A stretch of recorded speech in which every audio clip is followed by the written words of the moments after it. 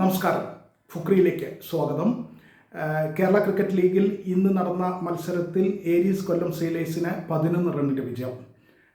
Trivandrum റോയൽസിനെയാണ് Aries കൊല്ലം sailors തോൽപ്പിച്ചത്.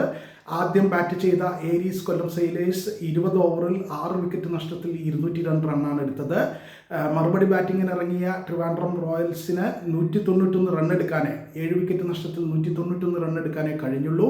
അപ്പോഴേക്കും 20 over കഴിഞ്ഞു. എന്തായാലും 11 റണ്ണിൻ്റെ വിജയം കൊല്ലം നേടി എന്നുള്ളതാണ് യാഥാർത്ഥ്യം.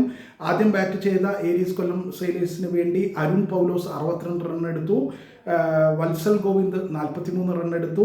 ഒപ്പം ആനന്ദ് കൃഷ്ണൻ 35 റണ്ണും എടുത്തു. ട്രിവാൻഡ്രത്തെ സംബന്ധിച്ചിടത്തോളം ട്രിവാൻഡ്രത്തിന് വേണ്ടി രാഹുൽ ചന്ദ്രനും നിഖിൽ മാലിക്കും 2 വിക്കറ്റുകൾ വീതം വീഴ്ത്തി. എൻ ബേസിലും അജിത് വാസുദേവനും ഓരോ വിക്കറ്റും വീഴ്ത്തി. തുടർന്ന് 203 റണ്ണിൻ്റെ വിജയലക്ഷ്യവുമായി ബാറ്റിങ്ങിനിറങ്ങിയ ട്രിവാൻഡ്രം റോയൽസിന് പക്ഷേ വിജയലക്ഷ്യത്തിൽ എത്താൻ കഴിഞ്ഞില്ല. അവരുടെ തുടക്കം മികച്ചതായിരുന്നു.